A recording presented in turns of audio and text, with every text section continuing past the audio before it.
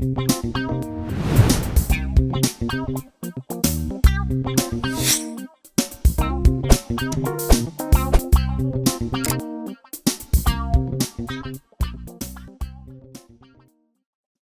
pessoal, tudo bem? A gente está começando aqui o No Chão da Escola. É um programa, um podcast, um canal para a gente dialogar com grandes professores anapolinos, falando da memória e também do trabalho contemporâneo. E o nosso primeiro convidado aqui, estreando o estúdio, é o professor Juscelino Polonial. Obrigado, professor, pela presença.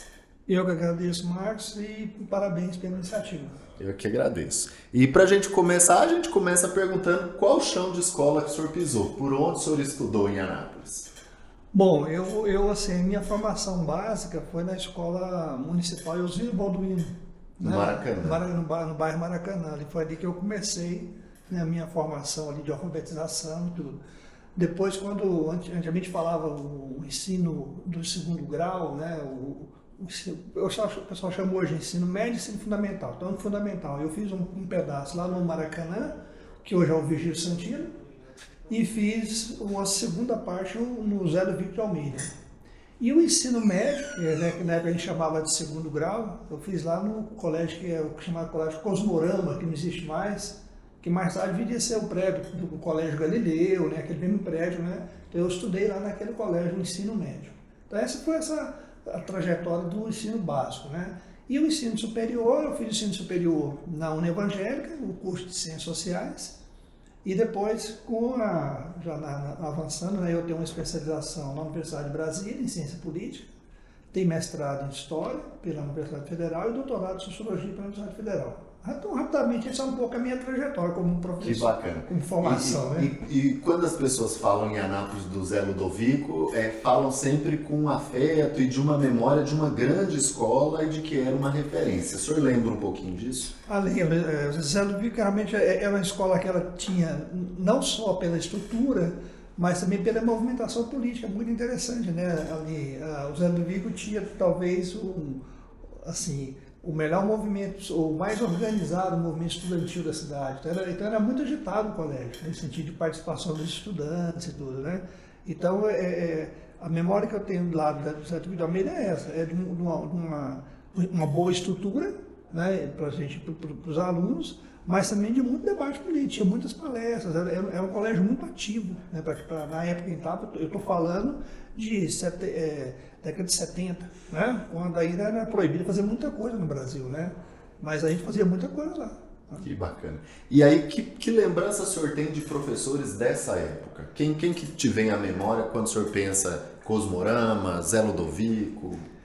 Rapaz, isso é interessante, né? Tem professores que marcam, né? Assim, tem um professor de física, por exemplo, que depois foi ser meu colega, que é o professor Álvaro, né? O professor Álvaro é professor de física, é um professor que eu gostava muito, porque esse negócio de conteúdo é muito interessante, né? Eu estou na sociologia hoje, mas primeiro tentativa minha como profissional, digamos, de faculdade, foi ser engenheiro. Eu fiz 1 ano e meio de engenharia civil, né? Por quê? Porque eu adorava física, eu adorava matemática, né? Então eu não tinha problema com essas matérias. E assim, o Álvaro, eu adorava as aulas do Álvaro, né? O Álvaro professor, né? Então, assim, ele é um cara que assim, me esperava muito. Inclusive, depois que eu me torno professor, eu percebo assim, que o formato de eu trabalhar minhas aulas lembrava um pouco o formato do Álvaro. Então, o Álvaro meio que influenciou o jeito de eu dar aula com os meninos no ensino médio, né? Então, é um cara que eu sempre lembro, assim, lá no ensino médio, eu lembro do professor Álvaro, professor de física. Certo. E essa virada da engenharia civil para a sociologia, como é que foi isso? Eu acho que assim, foi um ano assim, eu costumo dizer assim, na minha vida foi um ano bem marcante, foi o ano de 1983, né? Foi o ano que eu saí do seminário, foi o ano em que eu entro para o curso de engenharia, né? E no curso de engenharia, eu fiz engenharia 83, 84, né? Engenharia civil lá na Católica, e fazia as matérias, não tinha problema, como eu falei, quer dizer, né? Passei em todas as disciplinas, vamos colocar assim, né? Mas a matéria que eu mais gostava era sociologia. Então tinha uma professora, eu lembro muito bem o nome dela, chama Ruskaya, né? A professora Ruskaya. E a professora Ruskaya, eu ficava ansioso, eu gostava da professora Ruskaya. E aí eu entendi naquele momento que o meu lugar não era na engenharia, era na sociologia. Eu falei, eu tenho que... Aí eu decidi sair da engenharia, né? E a gente sabe, assim, dentro da sociedade que a gente vive, né? Se trocar engenharia por sociologia, as pessoas não entendem, né? Então eu tive pressão de família, né? Para não deixar a engenharia. Mas você vai fazer o que com sociologia? Eu falei, parece que eu gosto mais. Então parece que eu gosto mais. E aí eu fiz essa passagem. Então eu diria que quem influenciou essa minha saída da engenharia para a sociologia foi a professora Oscar. Isso prova a importância do professor, né? Ou seja, o professor, né, a influência que ele tem sobre, né, as aulas, o primeiro contato que eu tive com conceitos sociológicos, né, de interpretação social, tudo muito básico, porque era o curso de engenharia, então são aquelas matérias que são colocadas basicamente ali, né? Mas eram as aulas assim, que eu sentia mais à vontade. Assim, eu gostei mais dessa aula que as de matemática que eu tinha. Então ali foi a passagem. Aí eu decidi, não, eu parei engenharia e vou fazer sociologia. Então foi uma decisão que aconteceu dentro do curso de engenharia. E aí você falou aqui do seminário, e aí claro que eu preciso perguntar. Então você foi aluno de Dom Manuel Pestana? Foi. Ele foi meu professor. Se não fala a memória, ele foi meu professor de grego ou latim. Alguma coisa assim, né? Nós tínhamos essas matérias, né? Eu fiz um ano entre 82 e 83, então fiz chegou um ano e meio completo. Então eu fazia as matérias lá, filosóficas, históricas, que tem no seminário, né? E as matérias que são aquelas línguas, né, assim, meio que formais para a igreja, o grego, o latim, né? E o Dom Pestana foi um professor dessas matérias. Né?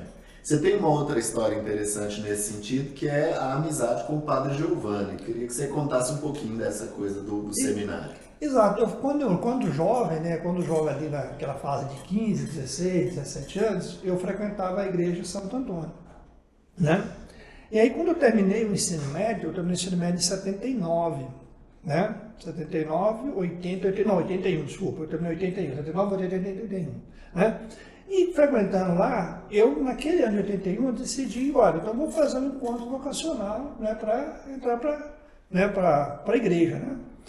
E aí eu fiz um encontro no Colégio São Francisco, lá tinha o seminário, lá que é seminário lá, então eu fiz um encontro lá e tudo, né? E aí, frequentando a igreja de Santo Antônio, o Padre Giovanni ficou sabendo, né? Ele estava lá, em vez de você entrar lá nos franciscanos, entra aqui com a gente diocesano. Giovanni, a gente criou uma amizade ali. Falei, tá bom, então eu vou entrar aqui. E a gente ficou amigo a partir dali, né? Fui para São Paulo, fiquei na casa dele lá uma semana, quando a gente viajou. Então eu criei uma amizade com o Padre Giovanni dessa época, né? Assim, digamos assim, foi ele que me convenceu a ir para o diocesano, né? A gente estava batendo papo, conversando ali na igreja, eu ia toda noite, a gente ia lá para a igreja de Santo Antônio, né? E acabava tendo contato com aqueles que já estavam ali, ele já estava lá, né? Então aí ele me fez o convite e eu acabei aceitando. Bacana. E aí você deixa o seminário, vai para a graduação e na sociologia. Que professores te marcaram? Quem te formou? Olha, nesse ponto aí eu tenho um professor para mim que foi assim fundamental, né? Assim, eu lembro muito bem dela, a professora Maria do Carmo, ela já é falecida inclusive. Ela era professora de História Econômica. E ela fez um desafio para a turma, né? Ela fez um desafio, ela deu um conteúdo e falou assim, olha, eu queria que vocês produzissem um texto para a gente debater aqui em sala de aula. Eu nunca tinha feito uma coisa nesse sentido, né? E aí eu fiz, não lembro agora a temática, fiz o texto, apresentei, e ela me elogiou muito, né, da forma da escrita, né? E ali, assim, foi o primeiro professor que falou, olha, você escreve bem, continua fazendo isso, né? Eu nunca esqueci, falei, você escreveu aqui, está bem escrito, continua, tem que ler mais e tudo. Então, a professora Maria do Carmo é uma professora que me marcou nesse sentido, assim, de, olha, eu acho que eu consigo escrever, né? Então, ela é uma pessoa que eu lembro sempre com muito carinho. Tive duas professoras importantes, mas a professora Maria do Carmo, ela, não sei se ela foi um incentivo, né? Tive colega, o Revalino foi meu professor. No final do curso, né, ele estava no primeiro ano dele e ele conseguiu ser professor, foi meu professor. Mas com certeza, acho que a pessoa que mais me marcou na faculdade foi a professora Maria do Carmo. Acho por essa ação que ela teve, né, assim, de me incentivar a escrever. Olha, continua fazendo isso, né? Você tem um dom para escrever, leia, porque para escrever tem que ler, enfim. Então, eu acho que ali foi muito interessante essa relação que eu tive com o professor Maria do Carmo. E na universidade, Juscelino, nós temos muito essa coisa produtivista. Quem era o famosão, né, lá na sua época? Assim, quem era o professor que era a grande referência de produção? Você fala dos professores nossos ou do professor nacional? Dos dois. Quem eram as figuras, assim? Na sociologia, assim, para nós o grande nome de sociologia era o Florestan Fernandes, na década de 80, né? Quer dizer, assim, o Florestan Fernandes ele era uma referência, não só porque era um cara que escrevia muito, mas porque também o Florestan era um cara que tinha posições políticas muito bem definidas, uma postura ética, uma postura muito bem definida. E ali eu me encantei muito com a figura do Florestan, porque em 83, né? Essa virada de 83, quando eu saio, né, do seminário, vou para a faculdade, eu falo assim que é o ano da virada da minha vida. Por quê? Porque em 83 eu entro no curso de engenharia, tenho contato com a sociologia lá. Eu participei da minha primeira reunião de militância política no PT. Eu fui convidado pelo amigo, tem um grupo lá chamado Rosa de Luxemburgo, você não quer ir? Eu falei, vou participar lá e tudo, né? E foi o ano em que eu tive, assim, esse contato com o movimento estudantil. Por exemplo, mesmo estando em Goiânia, ainda em engenharia, eu participei do congresso da UNE daquele ano. Então foi um ano assim, para mim de virada, assim, né? Eu acho que é um ano bem marcado nesse sentido, que permitiu que eu visse o mundo de outra maneira, porque você sai do seminário, você tem uma visão. Então eu acho que assim, 83 para mim é o ano da minha virada, do ponto de vista político, do ponto de vista intelectual, do ponto de vista de comportamento, né? Assim, eu acho que 83 eu coloco assim.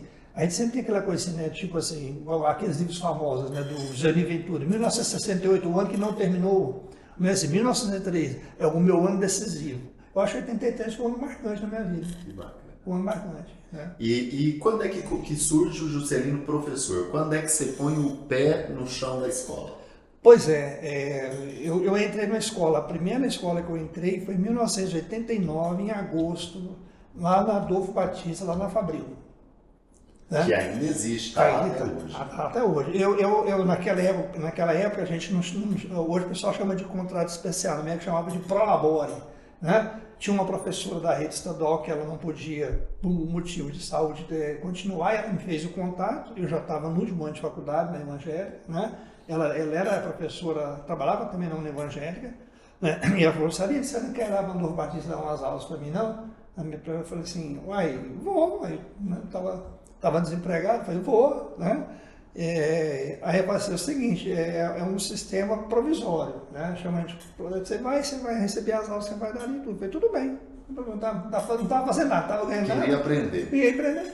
Então fui lá para o Novo Batista, então trabalhei. E nesse mesmo ano, de 89, nasceu o Colégio Galileu, né? E o Reginaldo me chamou, ele nasceu como um cursinho, ali naquela rua onde é do antigo Cine Rocks, tinha uma casa que foi até demolida, uma casa ali.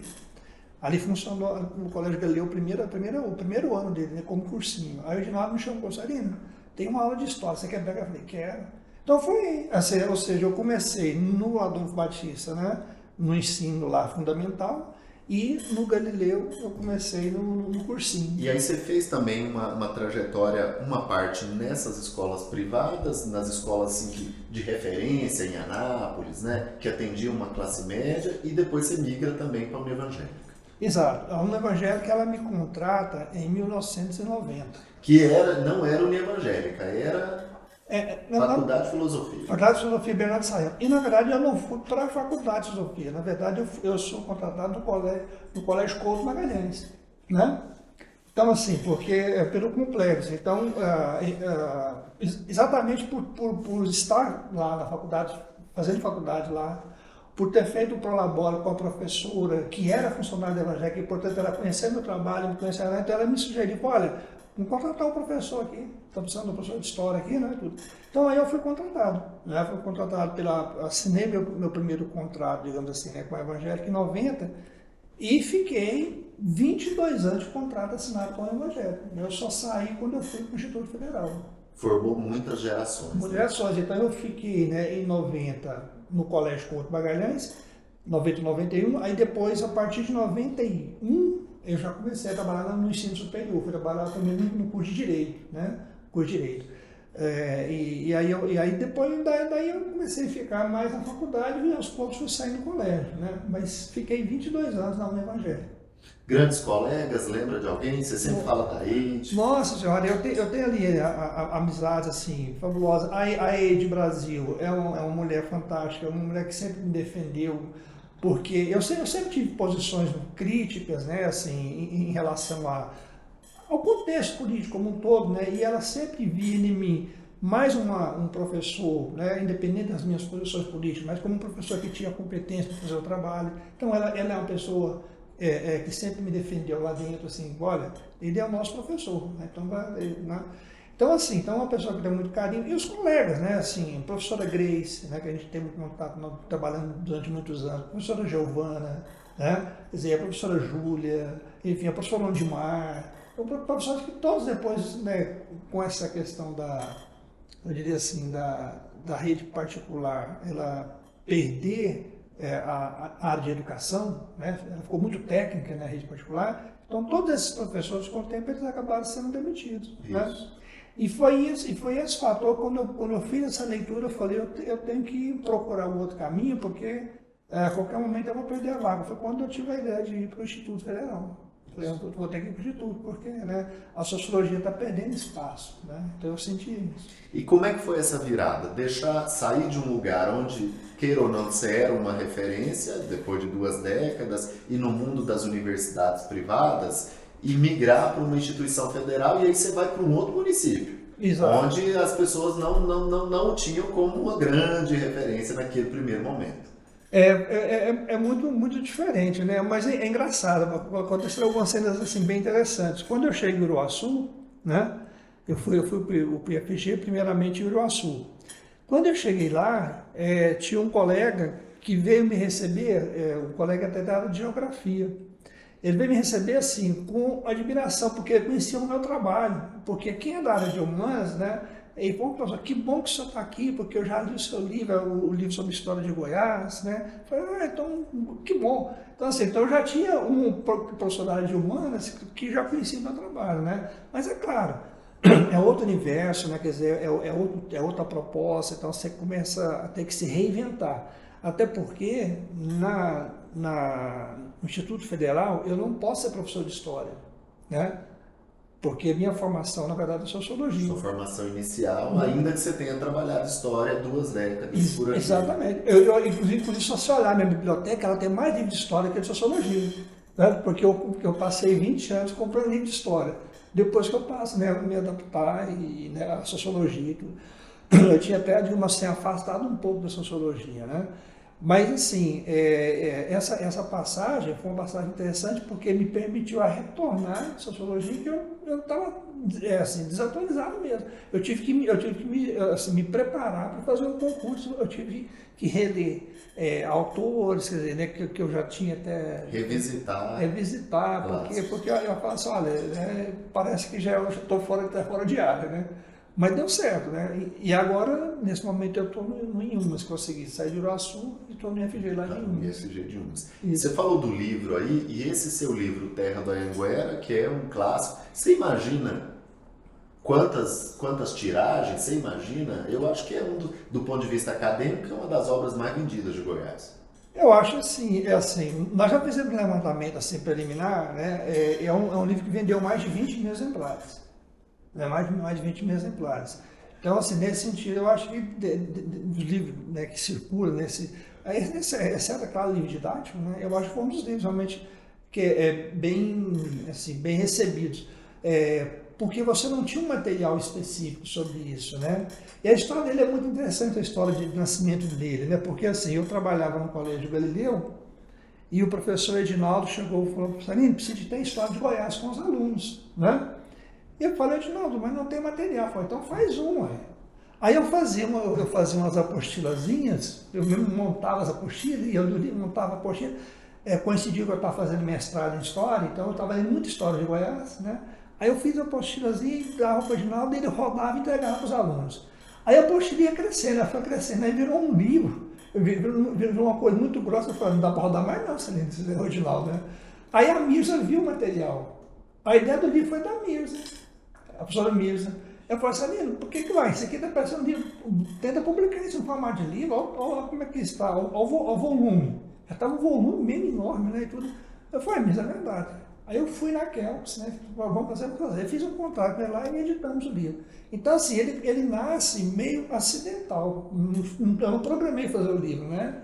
Eu fazia uma apostila para os alunos, para a gente poder usar ali, e aí da apostila ela foi crescendo a cada ano. Então, eu demorei assim, uns 2, 3 anos para fazer o livro. Olha que bacana. Me sentei para fazer o livro. Você não disputa esses pedestais, mas talvez seja o escritor mais lido de Anápolis, assim.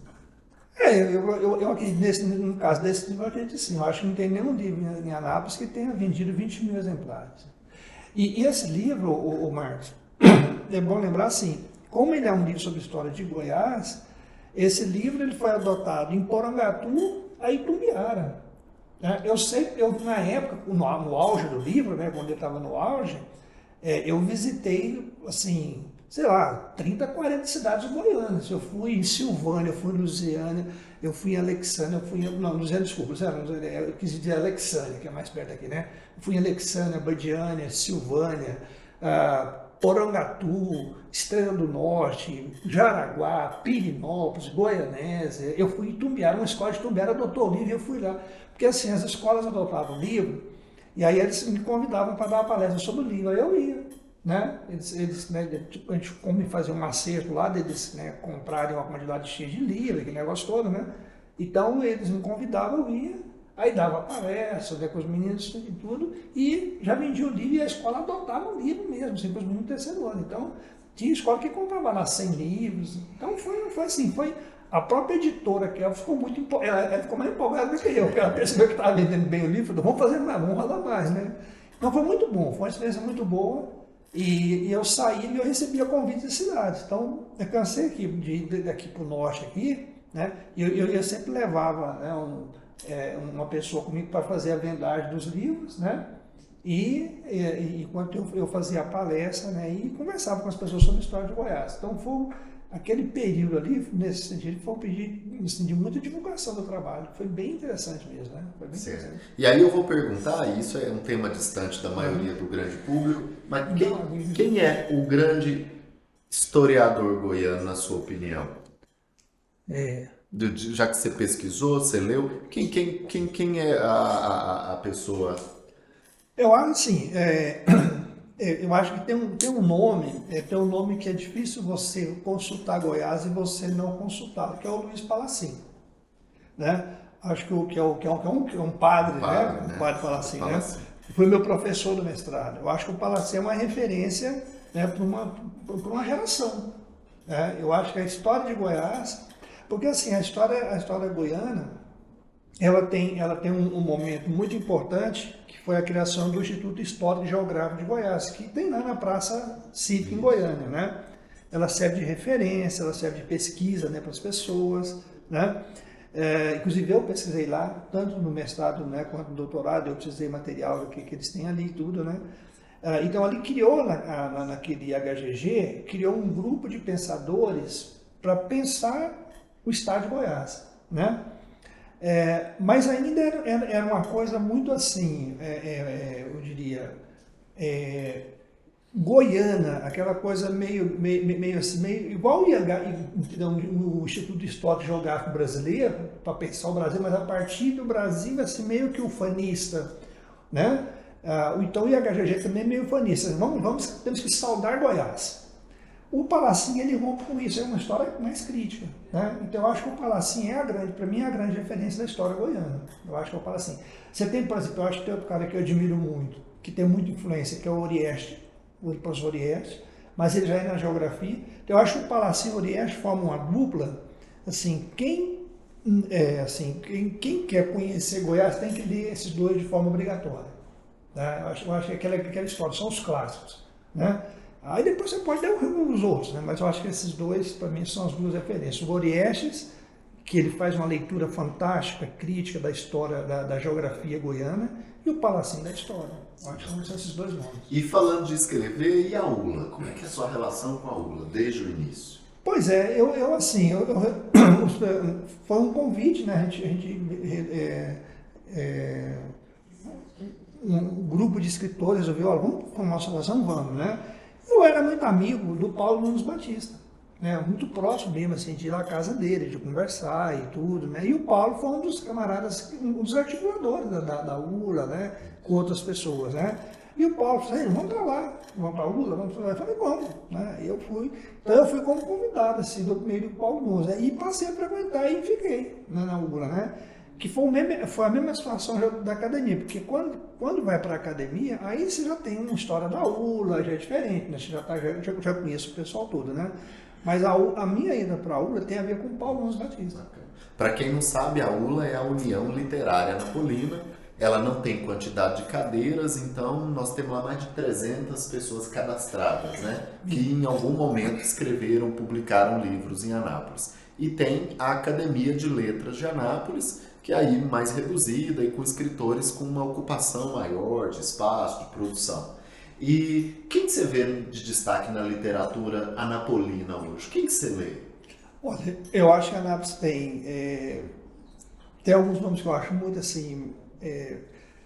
eu diria assim, tem aquela geração que para mim é uma geração muito forte, que aí eu destaco para mim o Paulo Nunes Batista. Eu costumo dizer que o Paulo Nunes Batista é o maior escritor anapolino, gosto muito de seus Jarbas, e eu acho que dessa geração nova, eu acho que a Simone, para mim, é um nome de respeito. Simone Ataíde. Simone Ataíde é um nome de respeito. Eu acho que a Simone, ela tem uma escrita, né, muito bem elaborada, muito bem escrita. Eu acho que ela tem uma forma de escrever muito boa. Gosto muito do Solemar. Porque é interessante, porque ele é de uma área, né, profissional que é a física, né? Mas ele trabalha muito com a filosofia, quer dizer, vocês são muito filosóficos. Então, é uma coisa que às vezes eu falo para meus alunos: se você dominar a física e a filosofia, você domina qualquer conhecimento. Então, o Solemar já domina a física, então ele vai para a filosofia, então fica... Então, eu gosto muito da forma como ele escreve. Então, eu acho assim, o Solemar... Nós temos grandes nomes aqui na cidade, né? Mas eu gosto muito da escrita do Solemar, da forma como ele escreve, e gosto muito da escrita da Simone. Acho que são dois escritores, assim, realmente muito promissores da cidade. Nós temos muita gente boa, né? Mas eu acho que esses dois escritores, realmente, eles são escritores bem diferenciados. E você percebe uma ocupação mesmo do espaço com a ULA? Não é todo município que tem uma sede de uma casa de escritores, com a biblioteca, com café mensal. Você acha importante isso para a cidade, para a história da cidade? Eu acho importante, Marcos, sim. A gente tem que criar um ambiente, né, que nós não temos essa cultura, né? Esse ambiente a gente está debatendo as coisas, debatendo os fatos, debatendo os fenômenos, né? Assim, eu estou falando do ponto de vista social, né? Eu acho que nada melhor do que você ter esses espaços, né? Porque nós temos que formar as pessoas, né? A gente vive no império da ignorância, né? A gente está vendo assim como que a ignorância ela é muito prejudicial. Então, eu acho que todo espaço que você cria, que você gera algum tipo de debate, né? Eu acho que você está contribuindo para ter uma sociedade um pouco mais esclarecida, né? Eliminando um pouco o que a gente chama de ignorância, né? No sentido dessa ausência do conhecimento, né? Então, eu acho importante, né? Então, uns vários eventos que tanto a ULA, né, quanto a ANALI faz, né, a academia, né? Eu costumei falar ANALI porque eu sou do começo, né? Mas assim, então eu acho que esses eventos são eventos que propiciam formação de mentes, né? Formação. Tem um conceito que eu carrego comigo, que é um conceito não meu, claro, né? Que é o conceito de emancipação humana, que é um conceito grego, Epicuro, e que Marx resgata. Quer dizer, se a gente não tiver uma visão crítica, a gente não consegue se emancipar como ser humano. E se eu não emancipo como ser humano, eu vou ser um ser alienado o resto da vida. Então, eu acho que esses debates propiciam as pessoas criarem possibilidade de emancipação. Não quer dizer que elas vão emancipar, mas pelo menos a possibilidade eu acho que existe. E falando em evento, teve um dia que você chamou uma reunião numa praça aí e esse negócio Dura até hoje. Conta essa história pra gente. Esse negócio rendeu, né? Pois é. Então, veja bem, é assim, engraçado, foi o ano de 2016, né? A gente estava sentindo que ia ser um ano muito difícil, né? Foi exatamente que acabou no desfecho, né, na cassação da presidenta Dilma, né? Então, aquele momento foi um momento muito angustiante para muita gente, né? E aí eu fiz um desafio no Facebook, né? Eu coloquei lá pra gente, olha, eu estou muito angustiado com o tempo, com o momento. Será que tem mais gente angustiada como eu? Vamos, se tiver, apareça na Praça Bom Jesus para a gente bater um papo. Eu falei assim, eu pensei, não vai ninguém. E eu fui, fiquei lá e foi chegando lá, e no final tinha umas 30 pessoas. E aí a gente discutiu, a gente debateu, né, discutiu o momento, aquela conjuntura de 2016 muito complexa, né, que levou à cassação da Dilma. E dali aquele grupo achou que deveria continuar se reunindo, o próprio grupo, né? Aí marcamos uma segunda, marcamos uma terceira, e aí foi, e a coisa evoluiu, né? E a gente completa agora em março 9 anos, né?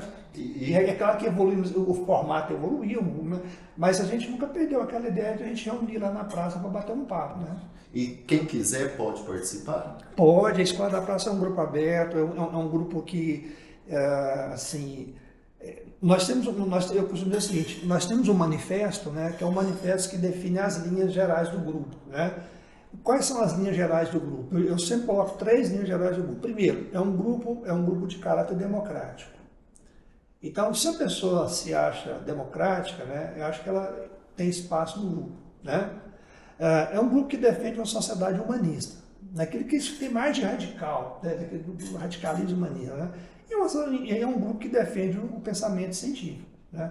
Então, eu acho que esses 3 elementos, eles formam vamos dizer assim, um conjunto, né, que direciona mais ou menos a Escola da Praça, né? Então, por isso que a gente defende, por exemplo, quando nós tivemos a reforma da Previdência, nós fizemos campanha para a gente entender que a reforma da Previdência era ruim para os trabalhadores. Fizemos a campanha. Fizemos a campanha, né, contra, né, várias vezes contra, por exemplo, o ex-presidente, né, que já está, né, para ser presa aí, né? Enfim. Mas a Escola da Praça ela tem uma participação política de um grupo progressista, né? Eu não vou colocar assim todo mundo no mesmo campo ideológico, exatamente porque ela é diversificada, né? O que eu poderia dizer assim, que é um grupo progressista que tem essa visão. Agora lá dentro nós temos várias formações e que é saudável, né? Sim, sim. E quantos cursos já ofereceram?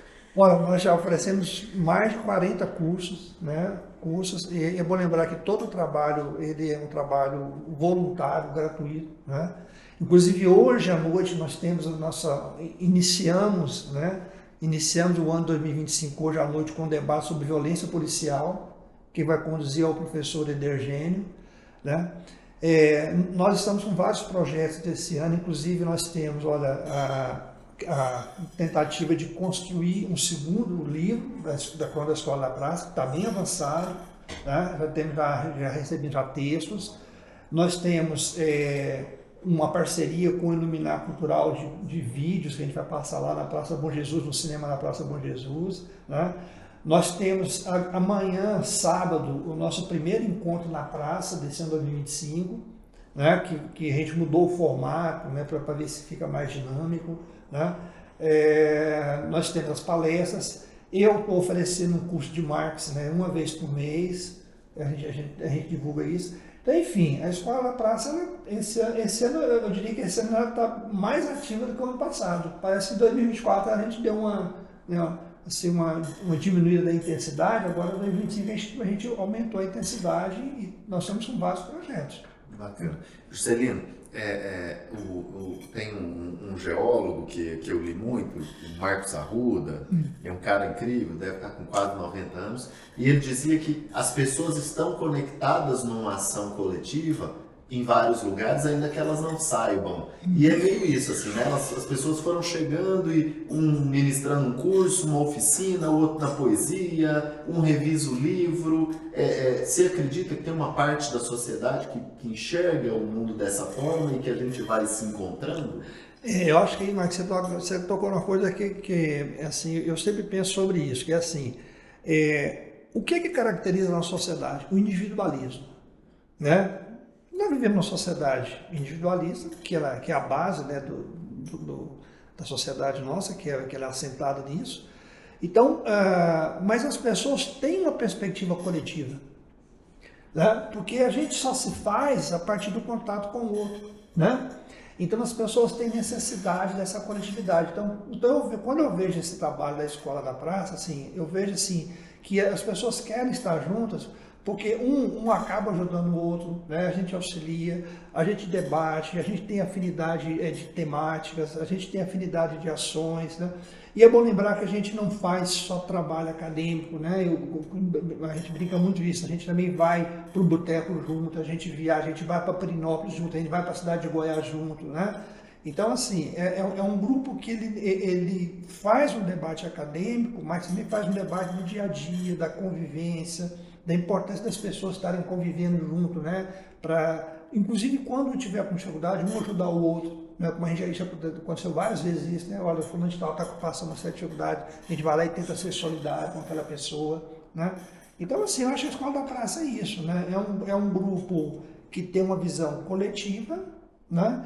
E que tenta trabalhar coletivamente, num mundo onde, basicamente, é um mundo individualista. Então a gente está meio no contramão dessa corrente aí, né? Certo. Juscelino, quanto tempo de chão da escola? Uai, somando 89 para cá, dá o quê? 35 anos letivos? Isso. E o Demerval Saviani, quando aposentou, foi dar aula na Escola Nacional Florestan Fernandes, defender a reforma agrária. E o Polonial, quando aposentar, vai fazer o quê?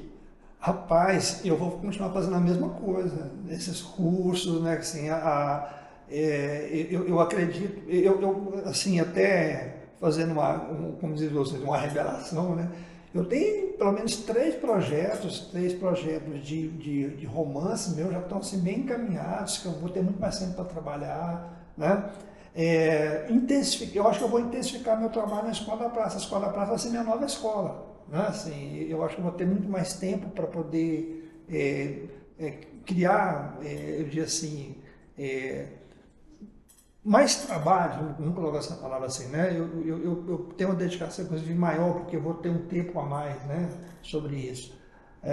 Mas eu não pretendo, em forma nenhuma, abandonar esse trabalho, por exemplo, da Escola da Praça, a não ser que o grupo queira, né, que o grupo que acabe, né? Mas da minha parte, para mim, esse grupo aí vai continuar ainda por muitos anos, e é o grupo onde eu vou... Você demonstrou a questão da escola Florestan Fernandes, né? Quer dizer, são esses modelos que me inspiram, né? O Epicuro, que é esse filósofo grego, ele tinha uma escola da praça há 2.300 anos atrás, ele fazia esse trabalho. Então, quando a Escola da Praça veio, quer dizer, não é uma ideia assim, não sei, não é originalista, não. Isso tem 2.300 anos. Entendeu? Então, assim, eu vi o Epicuro fazer lá, eu achava aquilo muito bonito, né?